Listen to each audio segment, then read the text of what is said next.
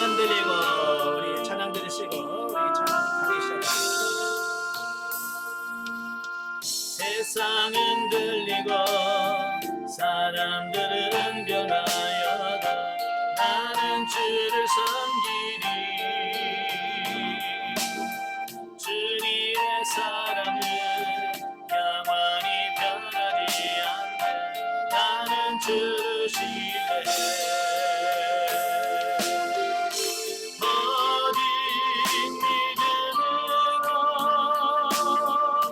믿음으로 내가 살리라. 오직 믿음으로 말미암아 살리라. 믿음은 들리고 사람들 주를 떠나도 나는 주를 섬기리. 주님의 나라는 영원히 쇠하지 않네. 나는 주를 신뢰해. 오직 믿음으로 내가 살리라. 오직 믿음으로 말미암아 살리라.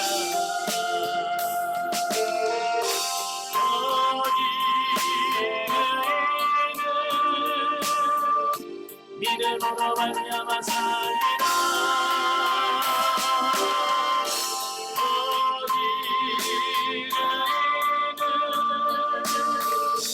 믿음으로 말미암아 살리라. 아멘. 기도하겠습니다.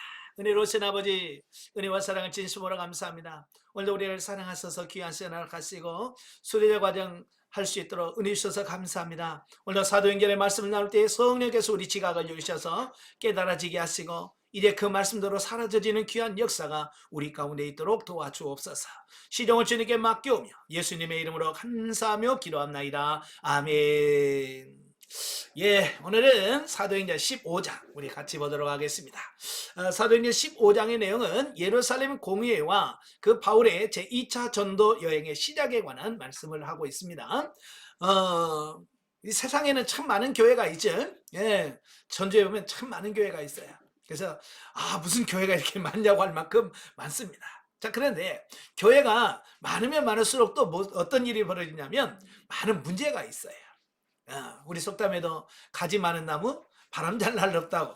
교회가 많다 보니까 참 많은 문제가 발생하게 되어지고 있습니다. 자, 문제는 뭐냐면 문제 없는 교회는 없지만 그 문제를 어떻게 해결하며 어떻게 풀 것이냐라고 하는 게 굉장히 중요해요. 그죠? 문제를 잘 풀면 교회가 은혜롭지만 그 문제를 잘 못 풀면 교회가 어려워지는 이런 부분들을 보게 됩니다. 자, 오늘도 이제 초대교회가 사도 바울의 전도를 통해서 아름답게 성장해 가는데 그 초대교회에 또 다른 문제가 발생하게 되어지는 거예요. 그건 다름이 아니라 교리적인 문제예요. 자, 그 문제가 첫 번째가 뭐냐면 이 할례에 대한 논쟁의 문제가 발생하게 되어지는데요. 자, 오늘 1절부터 5절 같이 보겠습니다. 사도행전 15장 1절부터 5절까지 보시면 같이 읽겠습니다. 어떤 사람들이 유대로부터 내려와서 형제들을 가르치되 너희가 모세의 법대로 할례를 받지 아니하면 능히 구원을 받지 못하리라 하니 바울 및 바나바와 그들 사이에 적지 않은 다툼과 변론이 일어난지라. 형제들이 이 문제에 대하여 바울과 바나바와 및 그 중에 몇 사람을 예루살렘에 있는 사도와 장로들에게 보내기로 작정하니라. 그들이 교회 전송을 받고 베니게와 사마리아로 다니며 이방인들에게 주께 돌아온 일을 말하여 형제들을 다 크게 기쁘게 하더라. 예루살렘에 이르러 교회와 사도와 장로들에게 영접을 받고 하나님이 자기들과 함께 계셔 행하신 모든 일을 말하며 바리스파 중에 어떤 믿는 사람들이 일어나 말하되 이방인에게 할례를 행하고 모세의 율법을 지키라 명하는 것이 마땅하다 하니라. 아멘. 자, 이 본장은 기독교 역사에서 굉장히 중요한 의미를 갖고 있는 제1차 예루살렘 공의에 대한 기록입니다. 자, 교회사를 보면 그 교회 문제들이 여러 가지 발생했을 때 이 교회 대표들이 모여서 회의를 합니다. 그 회의를 해서 그 문제들을 잘 정리해가는 이런 모습들을 보게 됩니다. 예. 그래서 오늘날에도 교회 문제가 발생하게 되면 시찰회가 있어요.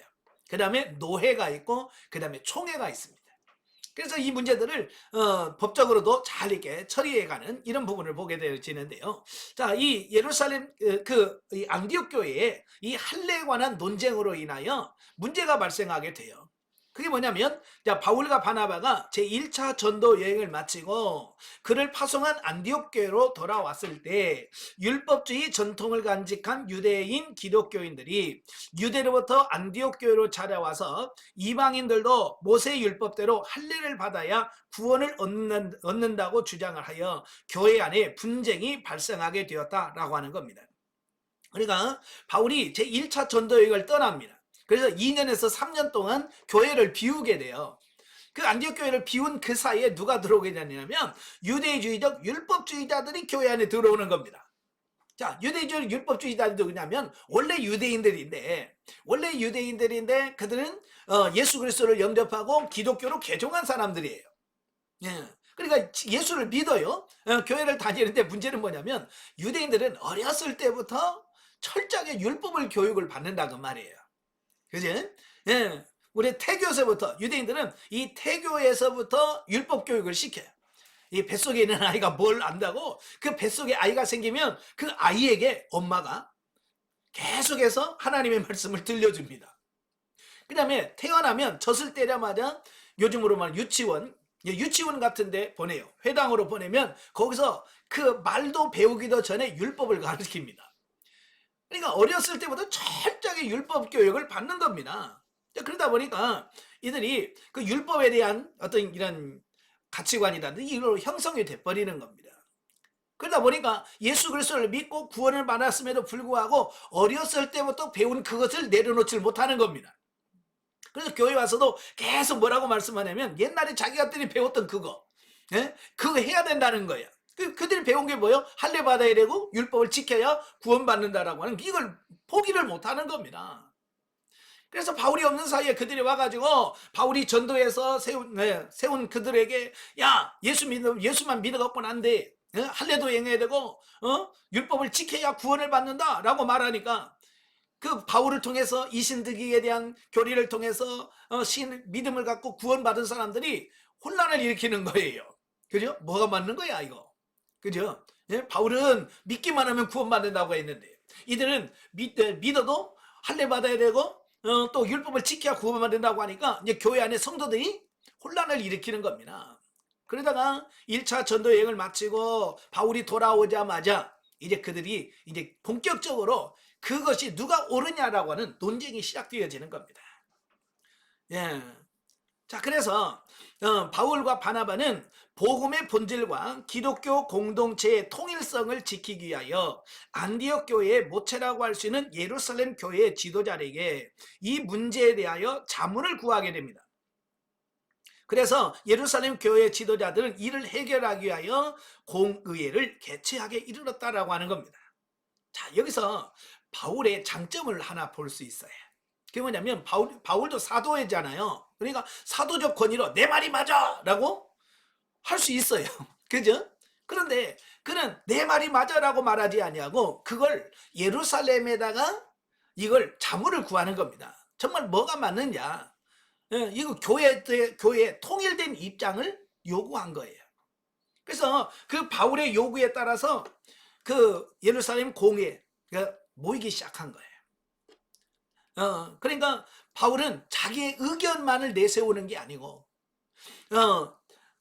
공교회의 의견과 뜻을 받아들이는 거예요. 참 요즘으로 보면 사람들이 고집이 되게 세요. 그죠? 자기 의견을 관철하고 자기 의견을 내세우는 이런 거 너무 강하거든요. 자, 이럴 때 우리는 바울과 같은 이런 좀 자세가 필요하지 않을까. 그죠? 정말 진리가 아닌 이상은 진리가 아닌 이상은 우리가 양보할 것은 양보할 수 있는 이런 부분들이 필요하지 않을까라고 하는 겁니다.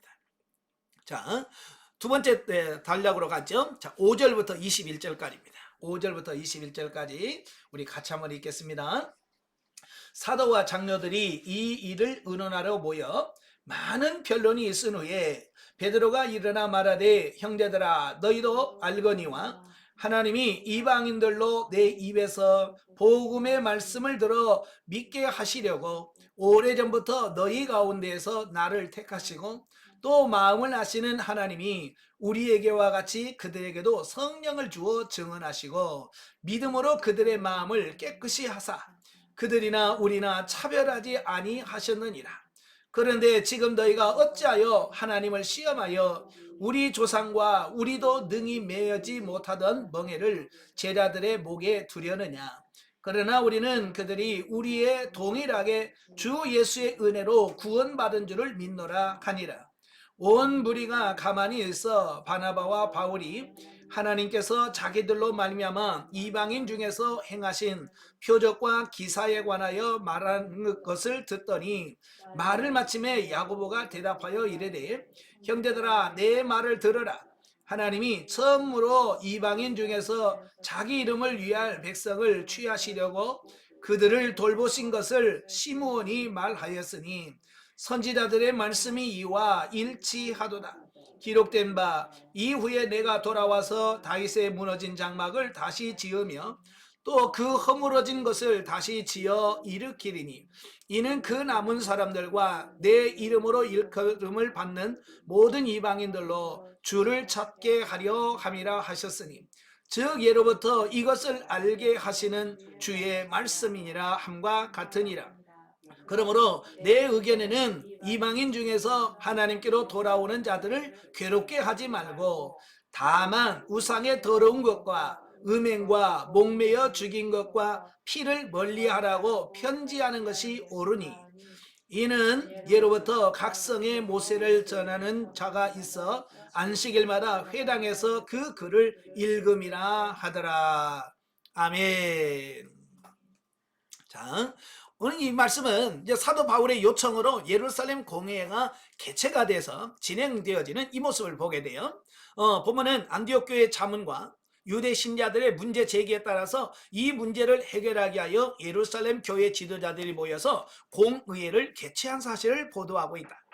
먼저 4절과 5절에서는 바울과 바나바가 예루살렘 지도자들 앞에서 제1차 여행의 결과를 보고하자 바리새파 출신의 신자들이 이방인 신자들에게도 언약의 증표인 할례를 시행하고 모세의 율법을 준수케 해야 된다라고 주장을 하고 있다라고 하는 겁니다. 예.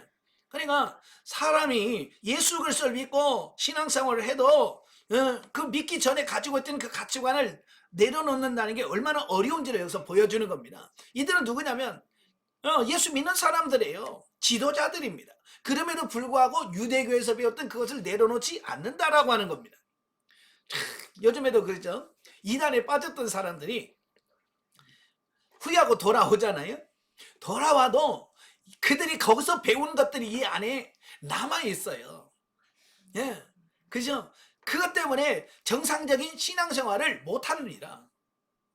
그래서 이단 연구위원회 연구하는 분들이 그걸 개종시키는 그 작업을 해가잖아요. 그죠? 그들이 잘못 가지고 있던 그런 부분들을 낱낱이 하나님의 말씀으로 다시 가르쳐서 그것을 완전히 빼내는 작업을 해야지. 그렇지 않으면 그냥 거기서 이단에서 나왔다고 해서 그냥 바뀌는 게 아니라 그 말입니다.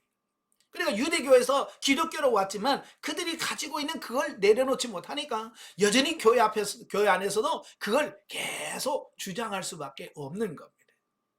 자, 우리가 영성 훈련할 때 우리가 자아파쇄라고 하는 말 많이 하시잖아요.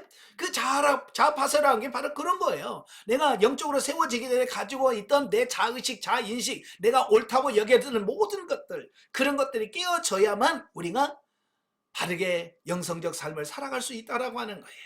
그러니까 이들도 예수를 믿지만 그게 내려놓지 못하니까 여전히 이방인들에게도 할례를 행해야 되고 율법을 지키는 것을 시켜야 된다라고 주장을 하게 되는 이 부분을 보게 됩니다. 자, 7절부터 11절까지 보면 이제 사도 베드로가 자신의 경험을 바탕으로 변론을 하고 있습니다.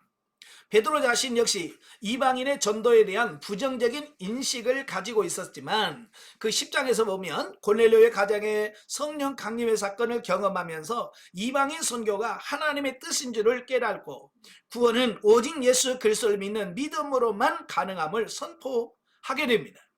자, 그죠? 하나님께서 뭐라 그래? 잡아먹어라. 그러니까 뭐라 그래? 아, 나 이거 못 먹습니다. 내가 깨끗하게 했는데 먹어라. 그래도 안 해요. 그만큼 이 가치관이 바뀌는 게 쉽지 않다는 얘기예요. 그럼에도 불구하고 그런 과정을 경험하니까 베드로가 뭐요? 이방인에게 전도할 생각도 없었는데 그걸 경험하고 나니까 어때요? 아, 하나님의 뜻은 이방인에게 전도하는 거구나 라고 하는 것을 깨닫게 되어져서 이제는 이방인들에게 복음 전할 수 있는 그런 삶이 되었다라고 하는 겁니다. 왜 하나님께서 우리로 하여금 경험시켜 주냐면 그 경험이 우리의 가치관을 깨트리고 변화되는데 큰 도움을 갖기 때문에 그렇다라고 하는 겁니다. 만약에 베드로가 그 10장의 경험을 안 했더라고 한다면 베드로가 이방인에게 전도했을까요?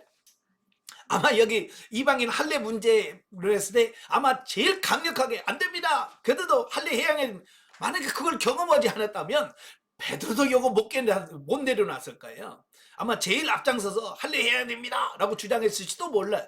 그러나 이런 경험을 하고 가서 보니까 이방인들이잖아요. 그들은 할례도 행하지 않았어요. 그죠? 그런데도 베드로가 가서 하나님의 말씀 복음을 전하니까 성령이 임했잖아요. 구원의 역사가 일어난 거예요. 그러니까 베드로가 야 이들은 할례도 안 받았는데 어떻게 성령을 받지?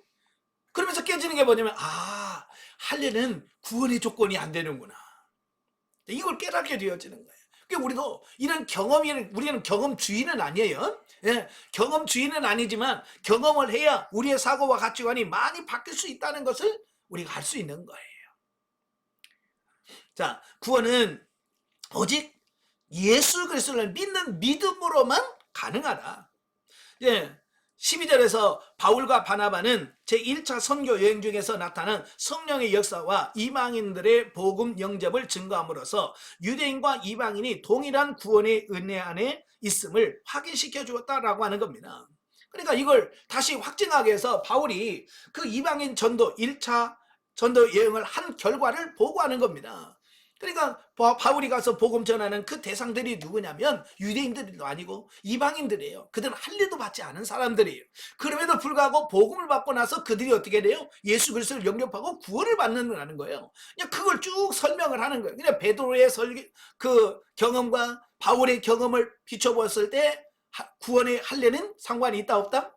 없다는 거예요. 바로 이제 그걸 말씀하는 거예요. 이 경험에서 나오는 거니까. 이건 더욱 실감이 나지 않겠습니까? 그지? 자, 13절부터 21절까지 보면 당시 예루살렘 교회에서 가장 영향력 있는 지도자이면서 예수님의 동생으로 존경받는 위치에 있던 야고보가 결론적으로 이방인 구원의 당위성을 설명한다. 그러니까 바울과 베드로의 그 말을 듣고 나서 최종적으로 이 야고보가 모든 말씀의 결론을 딱 맺습니다. 자, 이것으로 봐서 아마 제1차 예루살렘 공의회의 의장은 아마 야고보였을 가능성이 크다라고 하는 거예요. 그래서 야고보는 베드로의 그 고넬료 가정 방문 사건이 구약의 예언이 성취된 사건이라는 거, 또 이방인 구원은 하나님의 뜻이 성취된 것임을 증거하고 이어서 할례와 율법이 결코 구원의 조건이 될 수 없다라고 하는 것을 결론을 내립니다. 그러니까 할례와 구원은 상관이 없다라고 결론을 내려요. 다만 문제는 뭐냐? 다만 유대인 신자와 이방인 신자와의 화목과 일치를 위하여 이방인 신자들에게 4가지만 금지하자고 하라. 그게 뭐냐면 우상의 더러운 것, 다시 말해 우상 숭배하는 거, 그 다음에 음행하는 것, 그 다음에 목매어 죽인 것과 피를 먹는 것은 금해야 된다라고 하는 겁니다. 물론 이건 역시도 구원의 조건은 아니에요. 예를 들어서 뭐 음행했다고 해서 구원 못 받고 뭐 목매어 죽인 거 먹고 피 먹었다 구원 못 받는 건 아니에요. 뭐 구원 받을 수 있으면 이거 구원하고 상관없어요. 다만 뭐냐면 유대인들과 교제하고 유대인과 같이 신앙생활 하려면 최소한 이 정도는 좀 금해야 되지 않겠냐라는. 왜? 이것만 하면 유대인들은 학을 뗀단 말이에요. 그죠? 그러니까 유대인들과 같이 할 수 없어요. 그래서 최소한 이것만큼은 금지하자라고 말씀해 주는 겁니다. 예. 그러나 이것 역시도 강제 조항이라기보다는 유대인들이 절대적으로 금지하는 것으로, 이것을 이방인이 행하면 유대인과 이방인 사이에 사랑의 교제가 원만히 이루어질 수 없으므로 야고보는 서로를 위하여 신앙의 양심으로 금하도록 권면한 거다라고 하는 말씀입니다. 그러니까 이것도 강제 조건이 아니에요. 최소한의 교제 조건을 마련하기 위해서 한다라는 사실입니다. 결국 이러한 야고보의 변론은 초대교회로 하여금 복음과 율법과의 관계를 바르게 인식하게 하였고, 이신득의의 원리가 기독교의 기본 진리로 확립하게 되는 계기가 되었다라고 하는 겁니다.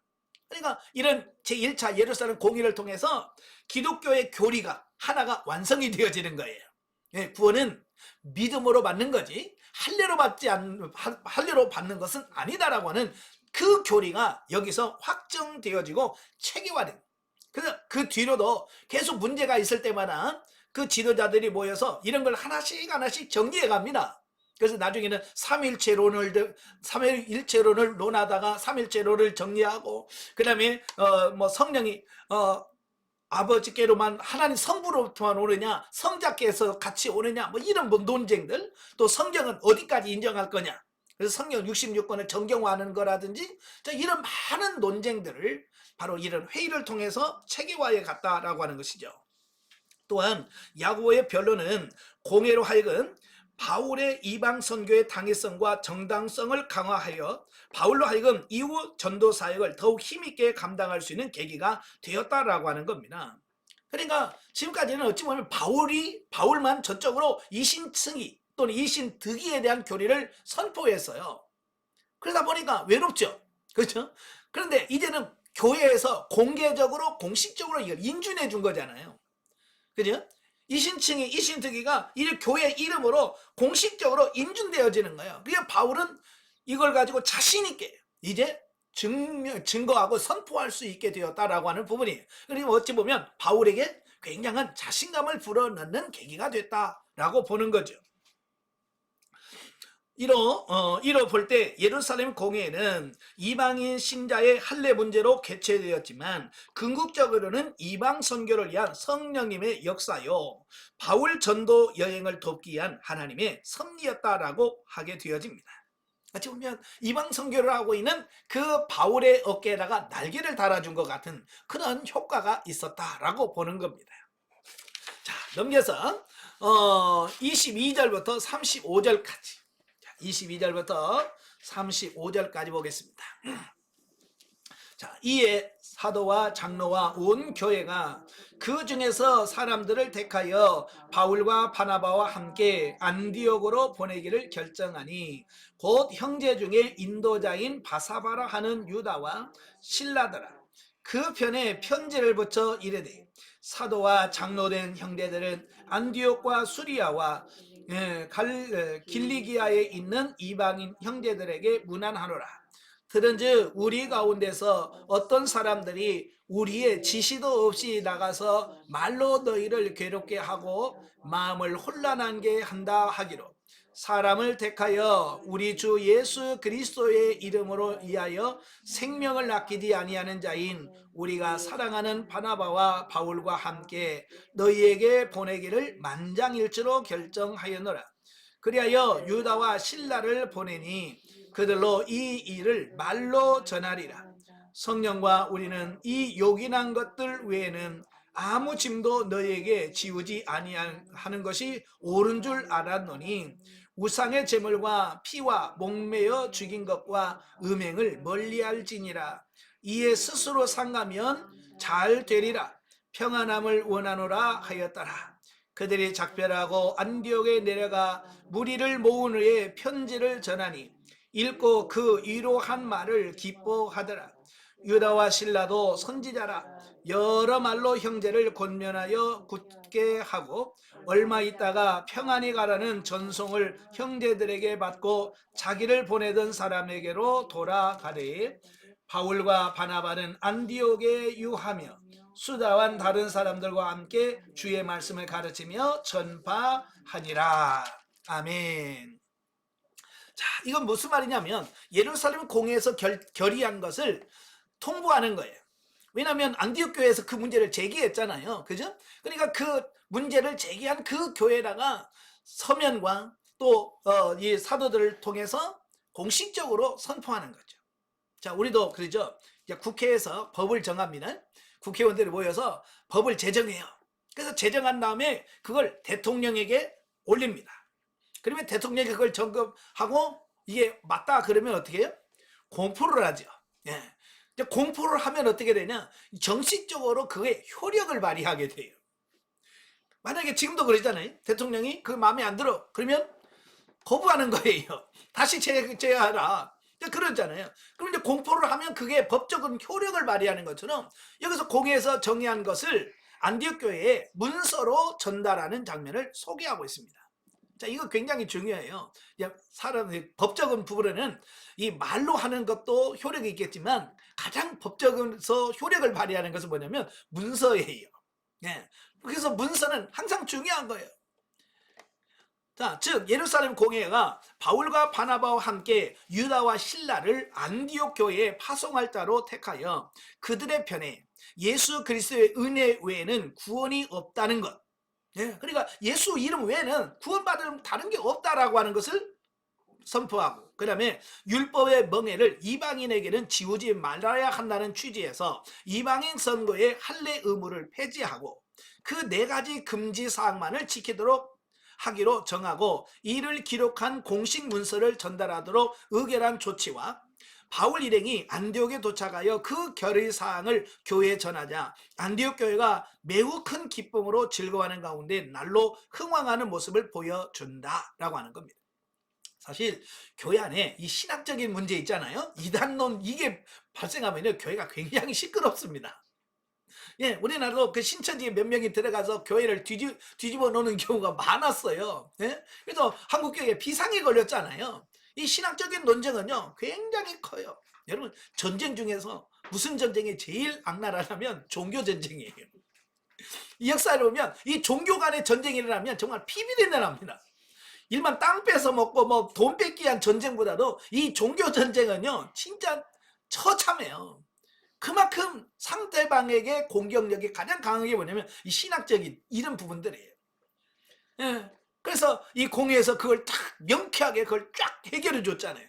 그러니까 교회가 문제가 사라지고, 그래서 교회가 갈등이 없어지면서 교회가 평안하니까 당연히 부흥할 수밖에 없다라는 거죠.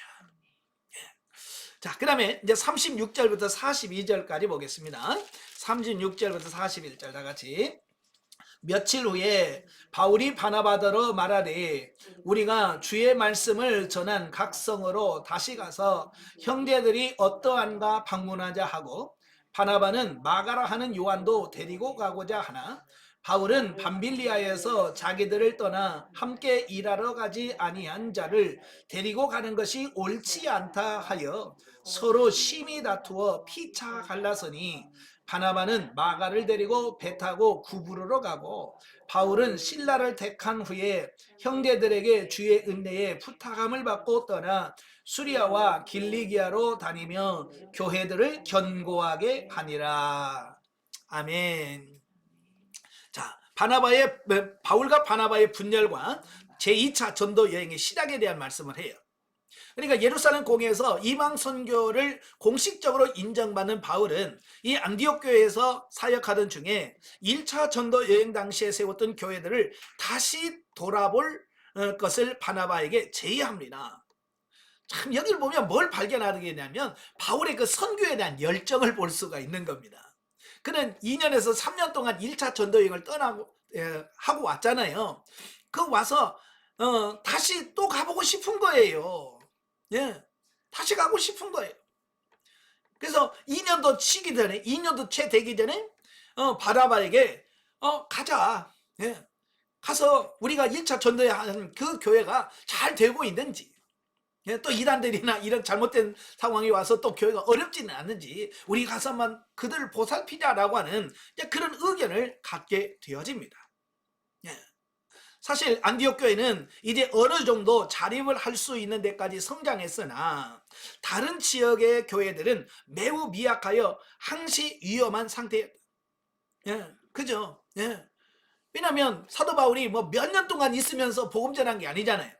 2, 3년 동안 머물면서, 그러니까 잠깐 2개월, 3개월 머물면서 그 교회를 전도하고 교회를 세우고 지도자를 세우고 떠나는 이런 짧은 기간 동안에 복음을 전하고 갔기 때문에 어찌 보면 교리적으로는 이 모든 부분이 약할 수밖에 없잖아요. 자, 그래서 바로 이제 그 믿음이 연약한 자들을 돌아볼 마음을 갖는 겁니다. 그래서 바울은 두 번째 전도 여행을 바나바에게 제의를 합니다. 자, 그런데 문제가 발생한 거예요. 뭐냐면 마가를 데리고 갈 거냐 말 거냐라고 하는 부분으로 이 바나바와 바울이 심각한 갈등을 겪게 되어집니다. 자, 그래서 바울과 바나바는 2차 전도 여행 계획은 바나바가 자신의 생질, 이 조카죠. 조카를 조카고요. 그 마가를 데리고 가자는 겁니다. 자, 마가가 누구냐면 제 1차 전도 여행 때 그 마가 요한을 데리고 갔어요. 네. 데리고 갔는데 그가 무슨 이유인지는 성경에 안 나와요. 네. 무슨 이유인지는 나오지는 않지만 이 버가라고 하는 곳에 갔을 때 갑자기 예루살렘 자기 집으로 돌아가 버린 겁니다. 힘들었는지 무슨 문제가 있었는지 모르지만 그가 갑자기 전도팀에서 벗어나서 자기 집으로 돌아가 버린 거예요. 여러분, 이 전도라는 건 팀 사역이잖아요. 그죠? 그래서 전도하는 사람들의 마음이 하나가 되고 다 이래서 막 기도하면서 해도 지금 어려운 게 전도인데 갑자기 자기 집에 가겠다고 가버리니까 아마 이때 바울은 굉장히 큰 충격을 받았던 것 같아요. 예. 그죠? 그러니까 그 충격도 가시기 전에 또 데려가자고 하니까 바울의 입장에서는 그게 수용이 안 되는 겁니다. 예? 그래서 결국은 둘이 다투다가 결국은 갈라서게 되어지는 거예요. 그래서 바나바는 마가를 데리고 구브로로 갔습니다. 그러니까 이제 사역자를 잃어버린 바울은 혼자 갈 수 없잖아요. 그래서 신실한 실라라고 하는 사람을 택해서 이제 바울과 실라가 제2차 전도 여행을 떠나게 되어지는 것을 보게 됩니다. 자, 여기서 우리가 이제 그 마가를 데리고 가자는 바나바가 옳은가? 안 된다고 하고 안 된다고 주장하는 바울이 옳은가? 누가 더 옳은 것 같아? 이건 누가 옳고 그런 게 없어요. 예, 생각의 차이니까. 그죠? 생각의 차이예요. 예. 그래서 어쨌든 이런 갈등이 생겨나게 되고요. 예, 나중에는 그런 마가도 변화되어집니다. 어쩌면 마가가 변화될 수 있었던 것은 그 바나바의 계속 사랑 이것도 필요하겠지만 어쩌면 바울과 같이 강력하게 딱 하는 어떤 그런 부분에서 굉장히 충격을 받았을 거예요. 그래서 야, 이러면 안 되는구나. 아마 그래서 바울의 그 충격적인 요법도 굉장히 상당히 작용했을 것이라고 보는 겁니다. 사람마다 다 다르니까요.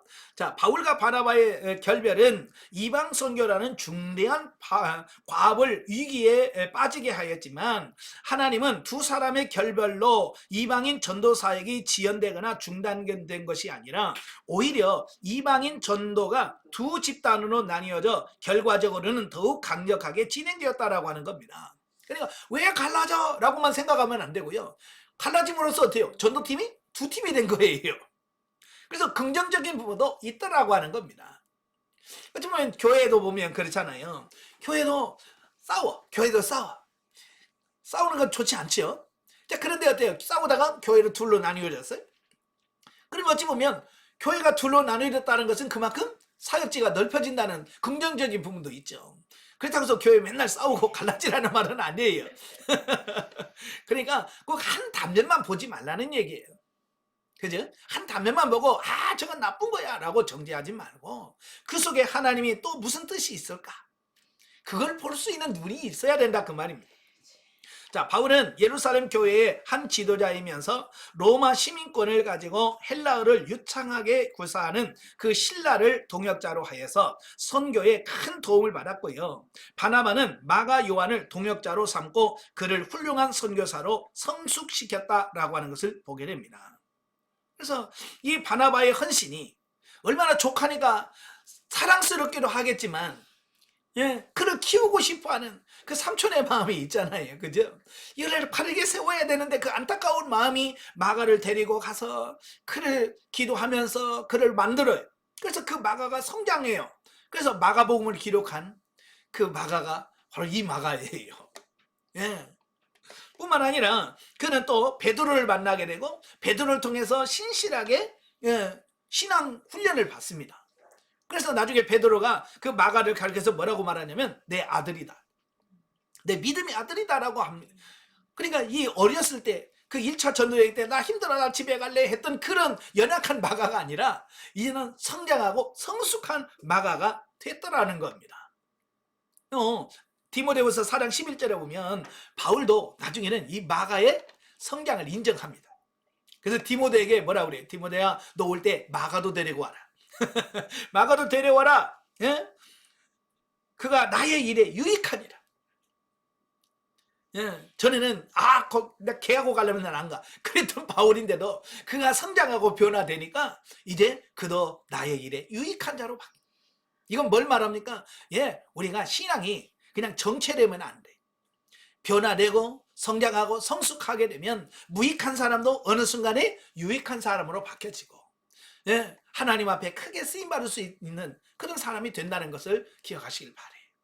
참 저도 전도사로 있을 때 그 주일학교 중고등부 애들 할 때 보면 참 그 말 안 듣잖아요, 그죠? 그때만 해도 저게 진짜 사람 되려나 그런 생각을 갖던 그 아이들도 어느 사이에 10년 20년이 지나서 결혼한다고 해서 가보면 완전히 막 멋진 신랑으로 신부로 탁 해서 들어가는 모습 보면 옛날 생각나면 감히 그게 저렇게 바뀌었을 거라고 생각이 안 날 정도로 바뀐 게 많아요. 저는 그걸 보면서 뭘 보냐면 현재만 보지 말자. 영성훈련 하다 보면 저 사람 진짜 될까? 이런 사람도 있어요, 그죠? 그런데도 소망이 있는 것은 뭐냐면, 그래, 저런 사람도 하나님 만나고 제대로만 주님 만나게 되면 변화돼서 마가가 그런 사람이 바뀌어서 하나님 나라에 유익한 사람으로 바뀌어지듯이 그도 바뀔 수 있다는 소망이 있는. 그래서 지금은 실망을 하지 않아요. 옛날에는 어떻게 그렇게 실망을 많이 했는지 몰라요. 네? 기도하던 사람이 기도 안 하면 제가 실망하고, 네? 영성 훈련 받다가 또 중단에 그만두면 실망을 하고. 자, 그런데 그것도 또 하나님의 훈련 과정이겠지. 지금은 저래도 나중에 변화되겠지라는 소망을 갖고 희망을 갖습니다. 여러분도 한번 실패했다고 절대 포기하지 말기를 바랍니다. 예. 마지막으로 성경 계시 발전서적 이해를 보도록 하겠습니다. 자, 오늘은 이 할례에 대해서 같이 나눠보겠습니다. 자, 이 할례라고 하는 말은 히브리어로는 물 또는 물룻이라고 말합니다. 헬라어로는 페리토메라고 말하는데요. 자, 문자적인 뜻을 보면 둥글게 자르다라는 뜻입니다. 둥글게 자르다라는 뜻인데 그 남성의 그 생식기 표피를 수술로 잘라내는 것을 뜻하는 말입니다. 자, 원래는 이 할례는 아브라함 이전에 이미 셈족을 중심으로 행해지고 있었던 것 중에 하나예요. 그러니까 아브라함이 처음 할례를 받은 게 아니라 이 셈족들 간에 이런 어떤 민족 부족들의 어떤 상징적 의미로서 할례를 이미 하고 있었어요. 그 할례를 하고 있었던 것을 이제는 기독교 종교 안으로 끌어들인 사건이 바로 창세기 17장에 아브라함에게 하나님이 언약을 세우시고 그 언약의 증표로 할례를 행하라 라고 함으로써 이제 그 의식이 정식적으로 교회 안에 기독교 안으로 들어오게 됐다라고 하는 것을 보게 됩니다. 그러니까 이미 다른 지역에서도 이 할례라고 하는 부분을 알고 있었어요. 예. 그래서 아브라함도 이를 알고 있었고요. 그래서 할례 의식이라고 하는 것은 언약 공동체의 일원임을 뜻하는 표징이다라고 볼 수 있습니다. 예. 그래서 우리도 보통 보면 그러잖아요. 어떤 모임에 가입하려면 뭘 해야 된다 뭐 이런 거 있잖아요. 그래서 옛날 뭐 족복 같은 경우는 손가락 중에 하나를 자르잖아요. 그죠? 예, 손가락 하나 자름으로써 우리는 생명을 같이 하는, 우리는 한 뭐다, 뭐 이런 표시를 하고요. 막 이런 거 한단 말이에요. 어찌 보면 이 할례라고 하는 것도 그런 민족적인 어떤 이런 것을 하나로 모이게 만드는 하나의 그런 의식 중에 하나였다라고 보는 거죠. 자, 그런데 그걸 이제 정식적으로 교회 안으로 들어오게 되는 계기가 바로 되었다라고 하는 겁니다. 자, 그 할례가 성경으로 처음 드러난 게 뭐냐면 창세기 17장 10절부터 14절 말씀이에요. 자, 창세기 17장 10절부터 14절까지 보시면 10절부터 14절 다 같이 너희 중 남자는 다 할례를 받으라. 이것이 나와 너희와 너희 후손 사이에 지킬 내 언약이니라. 너희는 표피를 베어라. 이것이 나와 너희 사이의 언약의 표징이니라. 너희는 대대로 모든 남자는 집에서 난 자나 또는 너희 자손이 아니라 이방 사람에게서 돈으로 산 자를 막론하고 난 지 8일 만에 할례를 받을 것이라. 너희 집에서 난 자든지 너희 돈으로 산 자든지 할례를 받아야 하리니 이는 내 언약이 너희 살에 있어 영원한 언약이 되려니와 할례를 받지 아니한 남자 곧 그 표피를 베지 아니한 자는 백성 중에서 끊어지리니 그가 내 언약을 배반하였음이니라. 아멘. 아브라함이 99세 때 하나님께서 그에게 내년에 너 아들이 있을 거라고 말씀하시면서 뭐라고 했냐면 할례를 행하라 라고 말씀을 하셨어요. 예, 바로 그 할례는 뭐냐면 하나님과 맺은 언약의 증표다, 표징이다라고 말씀해주고 있습니다. 예, 그래서 할례는 하나님께서 직접 명하신 예식이고 의식이다라고 말씀드릴 수가 있습니다. 그러니까 할례의 기호는 사람에게서 난 게 아니고 하나님이다. 하나님이 명령하셨고 하나님의 명령으로 진행된 거다라고 말씀하고 있습니다. 자, 그래서 창세기 21장 4절에 보면 창세기 21장 4절 다 같이 그 아들 이삭이 난 지 8일 만에 그가 하나님이 명령하신 대로 할례를 행하였더라. 그죠? 아까 17장에서 남자가 나거든 8일 만에 할례를 행해라 라고 명령하셨어요. 그래서 그 말씀대로 그대로 이삭이 태어났을 때 8일 만에 할례를 행했다라고 하는 것을 보게 되어집니다. 그래서 이 아브라함과 맺은 그 언약의 표징이 이제는 그의 2세인 이삭에게까지 이어지는 이런 부분들을 보게 됩니다. 그래서 대대로 할례를 받음으로 그 아브라함과 맺은 그 언약이 대대손손 이어져 간다는 것을 나타낸다라는 것을 보게 되죠. 자, 그러면서 이제 출애굽기 4장 24절부터 26절까지 보면 모세가 하나님의 명령을 받고 애굽으로 갑니다. 자, 애굽으로 가는 도중에 생긴 일이에요. 자, 24절부터 26절 모세가 길을 가다가 숙소에 있을 때에 여호와께서 그를 만나사 그를 죽이려 하신지라. 시보라가 돌칼을 가려다가 그의 아들의 표피를 베어 그의 발에 갖다 대며 이르되 당신은 참으로 내게 피남편이로다 하니 여호와께서 그를 놓아 주시니라. 그때에 시보라가 피남편이라 함은 할례 때문이었더라. 아멘. 자, 이 말씀은 이런 거예요. 자, 모세가 하나님의 명령을 받고 백성을 구원하기 위해서 애굽으로 내려갑니다. 가는 길인데 갑자기 하나님께서 모세를 죽이려고 하는 거예요. 그러니까 이 시보라가 돌칼을 가지고 자기 두 아들의 그 표피를 잘라서 그 모세의 발 앞에 두니까 그가 다시 살아났다. 그런 얘기를 하거든요. 자, 여기서 이제 의문이 생겨죠. 왜 그럼 하나님이 모세를 보내놓고 왜 죽이려고 했을까라고 하는 거예요. 그제? 왜 죽이려고 했어? 그러면 처음부터 보내지 말든지.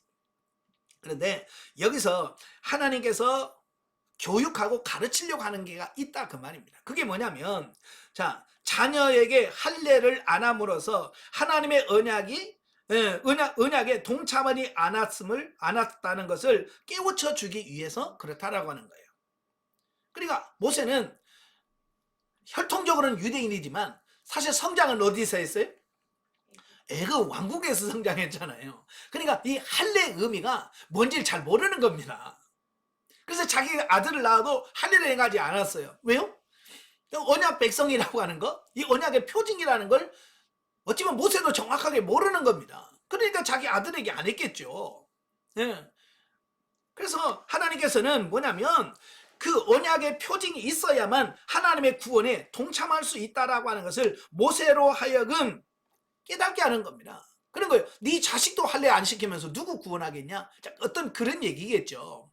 그죠? 그러니까 먼저 가족부터 구원하고 가족부터 회개시키고 그 다음에 민족을 구원해라. 이제 그 얘기겠죠. 예. 그래서 우리가 이걸 보면서 할례가 정말 중요하구나 라고 하는 것을 깨닫게 되어지고요. 자, 여호수아 5장에 보면 2절부터 9절. 자, 2절부터 3절까지만 봅니다. 2절부터 3절 다 같이. 그때에 여호와께서 여호수아에게 이르시되 너는 부싯돌로 칼을 만들어 이스라엘 자손들에게 다시 할례를 행하라 하시매 여호수아가 부싯돌로 칼을 만들어 할례산에서 이스라엘 자손들에게 할례를 행하니라. 아멘. 자, 이스라엘 백성들이 요단을 건넜어요. 요단을 건너서 길갈이란 지역에 머뭅니다. 이 길갈은 요단강과 여리고성의 중간 지역에 있는 넓은 평지를 말합니다. 자, 넓은 평지에 도착해서 하나님께서 처음에 여호수아에게 명령한 게 뭐냐면 할례를 행하라 라고 하는 거예요. 사실 이스라엘 백성들은요, 난지 8일 만에 되면 다 할례를 받아야만 돼요. 그런데 이스라엘 백성들이 광야에 나오자마자 하나님께 범죄합니다. 그죠? 범죄하고 타락해요. 그래서 하나님께서는 범죄하고 타락한 그들에게는 할례를 행하지 말라고 했어요. 그래서 광야 40년 동안에 태어난 사람들은 할례를 받지 않았어요. 예. 자, 이게 무슨 말일까요? 예. 그 범죄하고 하나님과 멀어진다는 것은 할례와 아무 의미가 없다. 하나님과 아무런 관계가 없다는 것을 상징적으로 보여주는 겁니다. 아시겠죠? 그러니까 우리가 할례 받았습니다 라고 죄지면 그 할례는 의미가 없는 거예요.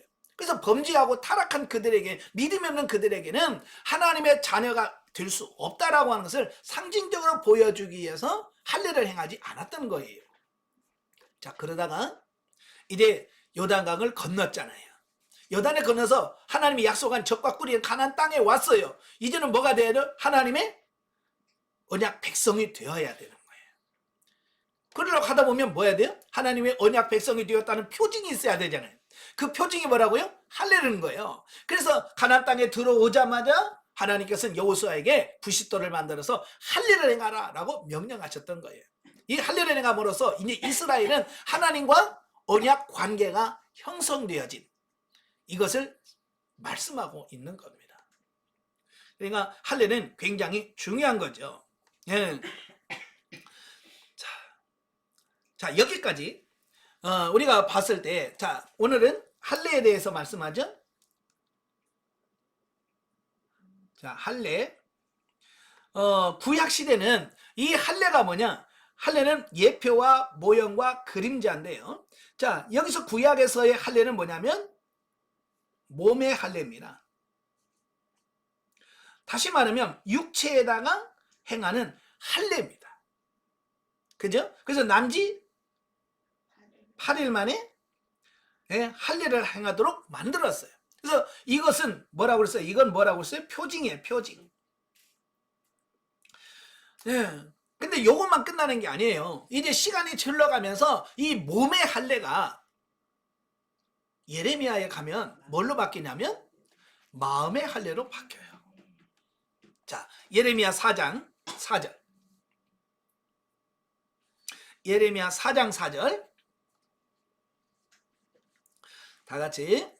유다인과 예루살렘 주민들아, 너희는 스스로 할례를 행하여 너희 마음 가죽을 베고 나 여호와께 속하라. 그리하지 아니하면 너희 악행으로 말미암아 나의 분노가 불같이 일어나 사르리니 그것을 끌 자가 없으리라. 아멘. 자, 9장 26절. 9장 26절. 다 같이. 곧 애굽과 유다와 에돔과 암몬 자손과 모압과 및 광야에 살면서 살쪄 깎는 자들이라도 무릇 모든 민족은 할례를 받지 못하였고 이스라엘은 마음의 할례를 받지 못하였느니라 하셨느니라. 자, 여기서 갑자기 무슨 할례가 나와요? 마음의 할례가 나와요. 마음의 할례. 그러니까 지금까지는 뭐요? 몸의 할례를 말했거든요. 그죠? 육체의 성기의 그 표피를 잘라내는 그 몸의 할례를 이야기했었는데 갑자기 예레미야를 통해서 뭘로 바뀌냐면 마음의 할례로 바뀌어졌어요. 이 마음은 뭘 말할까요? 여기서 마음은 혼을 말합니다. 예. 예. 그러니까 몸의 할례, 혼의 할례, 마음의 할례.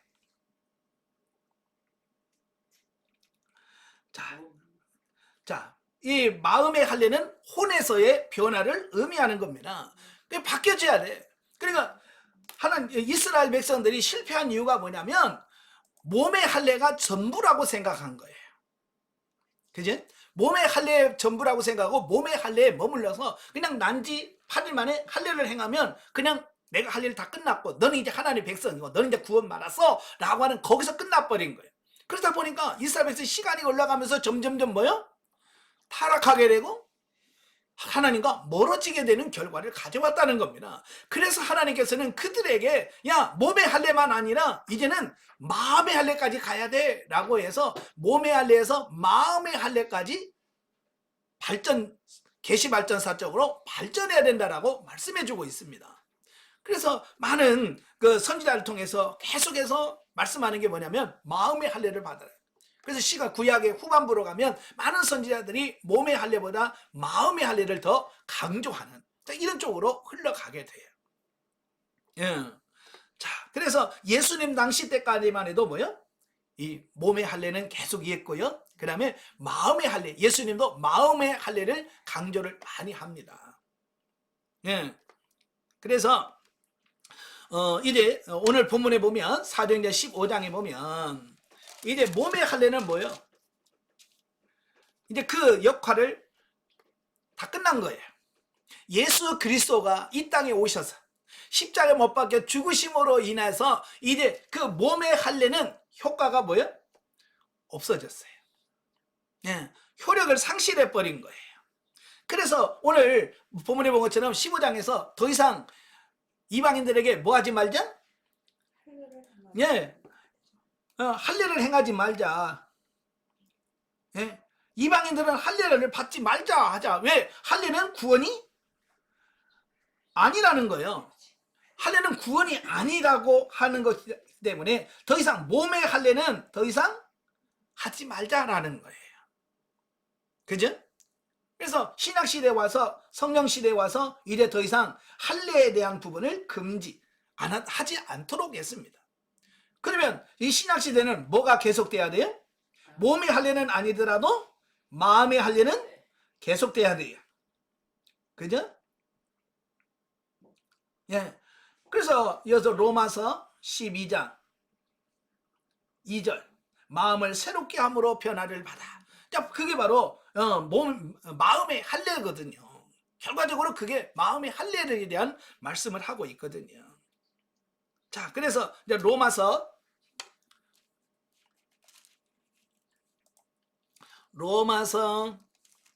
2장 29절.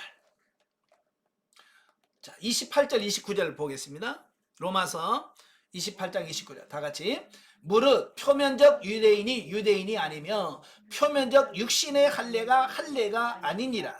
오직 이면적 유대인이 유대인이며 할례는 마음에 할지니 영에 있고 율법 조문에 있지 아니한 것이라. 그 칭찬이 사람에게서가 아니요 다만 하나님에게서니라. 아멘. 자, 지금 시대는 이제 분명히 사도 바울이 결론을 내렸어요. 몸의 할례는 하지 마라. 의미가 없다. 이건 할례가 아니다.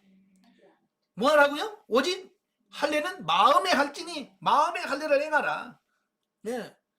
근데 그 마음에 할지니 영에 있고 율법 조문에 있지 아니한 것이다 라고 말씀해 주고 있습니다. 그러니까 또 마음의 할례에서 이게 끝이 아니라는 것을 또 말씀해 주고 있어요. 그죠? 그래서 그러면 마음의 할례 다음에 또 뭐가 있을까라고 하는 거예요. 자, 그게 골로새서에 나옵니다. 자, 골로새서 2장. 골로새서 2장 11절부터 15절까지 와요.